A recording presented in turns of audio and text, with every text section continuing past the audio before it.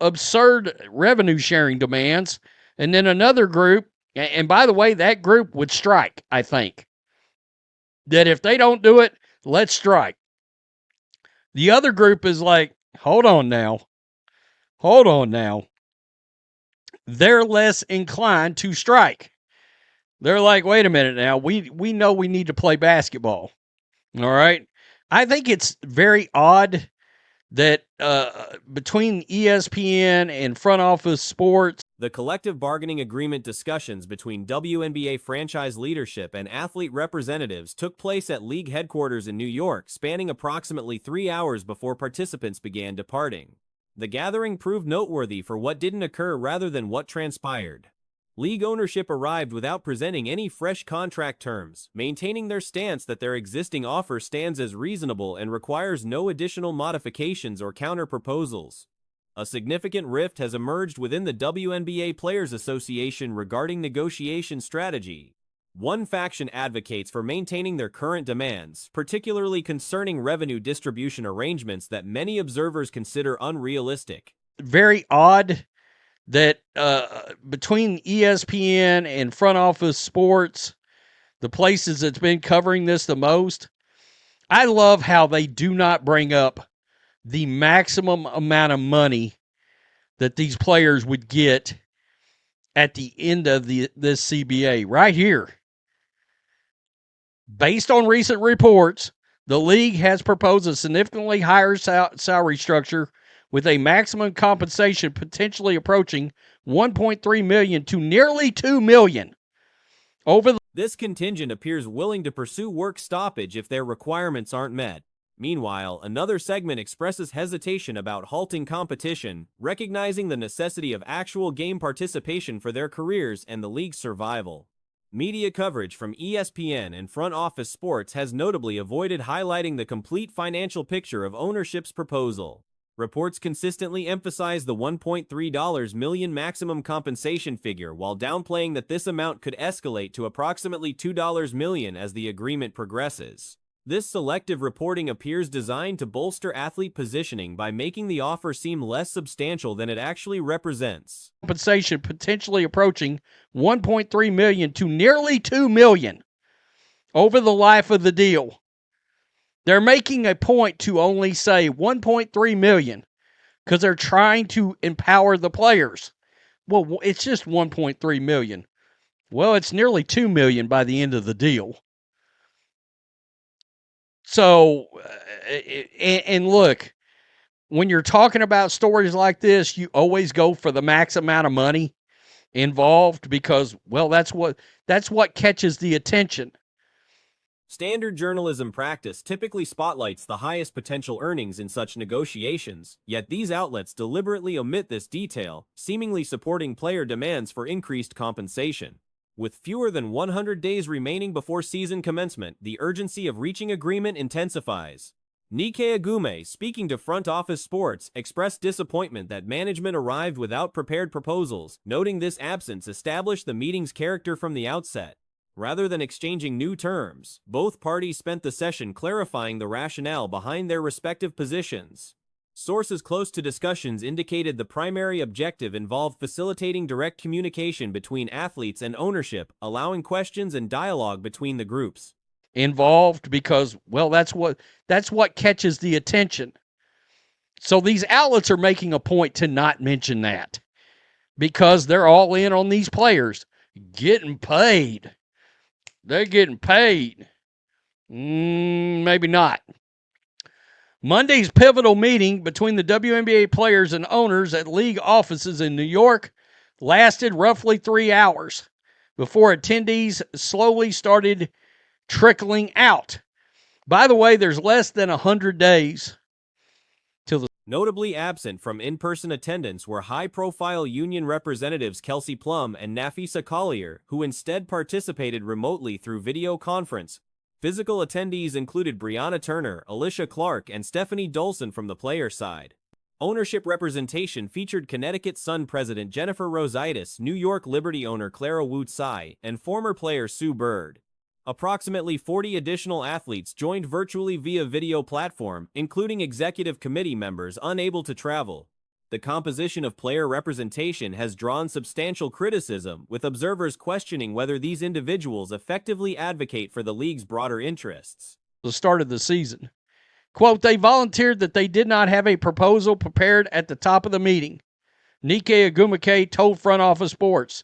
That kind of set the tone for the conversation because we were hoping to hear otherwise. Agumake said the 3-hour meeting was instead spent both sides explaining the thinking behind their recent proposals.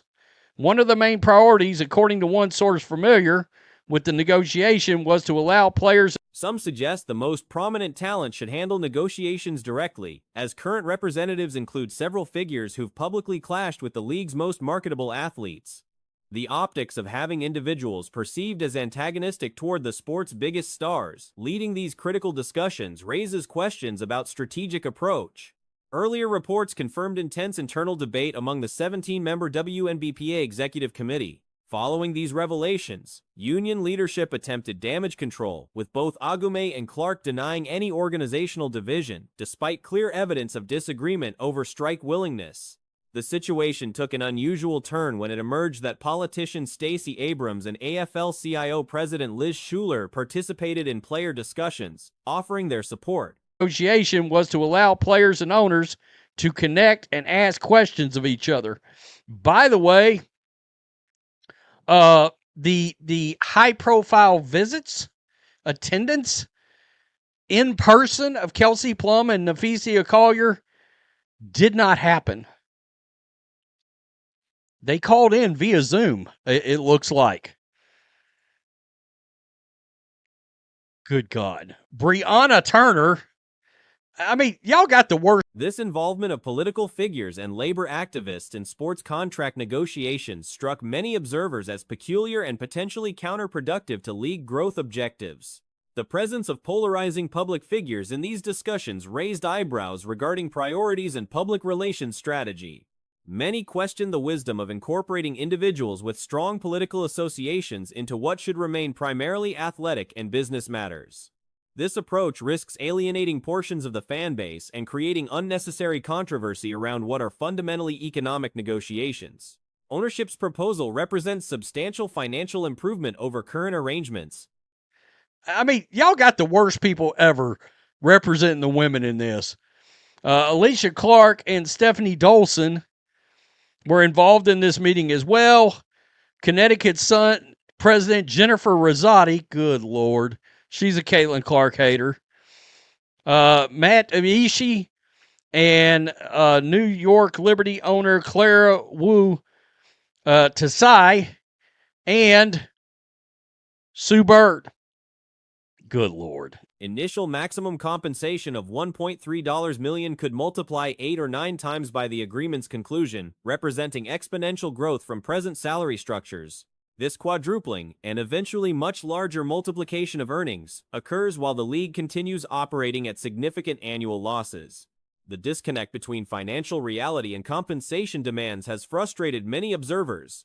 Fan reaction has been overwhelmingly critical of player positioning. Common sentiments express disbelief that athletes would reject such favorable terms, viewing the stance as ungrateful given the league's financial struggles. Sue Bird. Good Lord. I mean, it's... Let's see how many of the most unlikable individuals in the league we can all put in one room that actually can't stand the most popular talent they have in the entire league. I've said this. They've got the worst people representing them in this. It needs to be Caitlin Clark, and we all know it. Many supporters advocate for ownership to maintain their position, suggesting athletes either accept current terms, present viable alternatives, or pursue work stoppage while accepting resulting consequences. Commentary highlights the unprofessional appearance of player representatives requiring remote participation while ownership committed to physical presence. Critics argue this demonstrates and obviously won a Commissioner's Cup last year and is genuinely a good basketball coach. the question that a lot of us have had is she the right coach for Caitlin Clark? Not is she a good coach, because I think everybody knows that Stephanie White's a really good basketball coach. It's, is she the right coach for Caitlin Clark specifically? And that for me is always a really interesting question to ask. However, we have to talk about The prevailing sentiment suggests athletes outside the small group involved with alternative leagues would readily accept current terms if given direct voting opportunity. This creates potential for rank-and-file players to eventually voice support publicly for accepting the agreement, potentially overriding leadership's more aggressive stance. The contrast between league financial health and compensation demands struck many as fundamentally illogical. Operating with substantial annual deficits while players demand increased revenue sharing appears mathematically unsustainable. This reality creates skepticism about whether current negotiators truly understand business fundamentals or market position relative to other professional sports leagues. Question to ask. However, we have to talk about what Caitlin Clark said today. So, if you guys know, there is an iconic clip of Stephanie White, and this is like maybe a month before Luka got traded, or no, it was right before Christmas. So it was right before Luka picked up that injury. The Mavs were flying, or maybe, sorry, no, it was just after Christmas. So up until Luka got injured, the Mavs were flying. I think they were the second seed or the third seed in the West. They were near the top of the West anyway. They were doing really. The situation reflects broader questions about the league's direction and whether current leadership, both organizational and player side, possesses the judgment necessary for sustainable growth. With season start approaching rapidly and no clear path forward emerging from this meeting, pressure intensifies on both parties to find common ground. However, the absence of new proposals from ownership suggests they view their position as final, placing the decision squarely with player representatives regarding whether to accept favorable terms or pursue potentially damaging alternatives. The involvement of external figures, selective media coverage, internal player division, and fundamental disagreement about financial reality versus aspirations creates a complex negotiation environment. Resolution requires either player leadership accepting current generous offers or rank-and-file athletes asserting themselves to accept terms that would dramatically improve their compensation despite falling short of unrealistic initial demands. They were doing really well. Him and Kyrie were killing it, and Luka was looking like he was playing at an MVP level. Absolutely incredible. And obviously he got injured.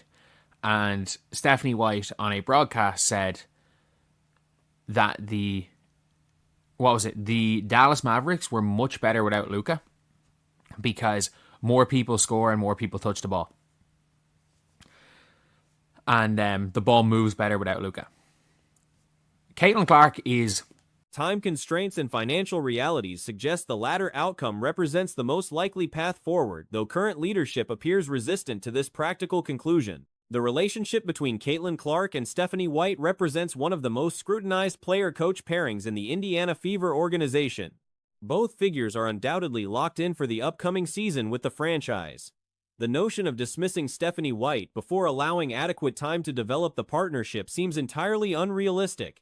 Such a decision would be particularly unwise given the genuine mutual respect that exists between Clark and White on an interpersonal level. And the ball moves better without Luka. Caitlin Clark is... I'm not going to say Luka's the player she's most similar to, because I do believe that in the full court she is most similar to a Halliburton. But you can tell that Caitlin Clark likes to dominate the ball. And the way she works best in the half court is not through a motion offense, not through being an off-the-ball player, not being Stephen Curry.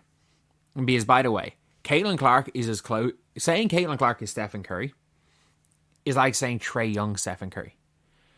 Clark's admiration for White's coaching capabilities appears legitimate and well-founded, considering White's impressive track record of achievements within professional women's basketball. White's resume speaks volumes about her competence as a strategist and leader. Her accomplishments include reaching WNBA finals, advancing to multiple semifinal appearances, earning Coach of the Year recognition, and securing 3 consecutive semifinal berths during her coaching tenure. Additionally, she captured a Commissioner's Cup championship, demonstrating her tactical acumen and ability to guide teams through high-pressure situations. Is like saying Trae Young, Stephen Curry. Like, she's nowhere near, I wouldn't say she's anywhere near Trae Young, because, like, she's much, like, if she's Trae Young, if Trae Young was 6'7", like, that's what she's equivalent of. She is the height of a small forward. Like, if Trae Young was 6'7", but if Trae Young was 6'7", we'd be talking about maybe like the best player in the world. So, yeah, maybe she's taller than Trae Young as is. But if you guys didn't hear today, these credentials establish her as a genuinely skilled basketball mind. The debate surrounding White doesn't center on whether she possesses coaching talent in general. Instead, the conversation revolves around a more specific inquiry: does her coaching philosophy align with maximizing Clark's unique abilities?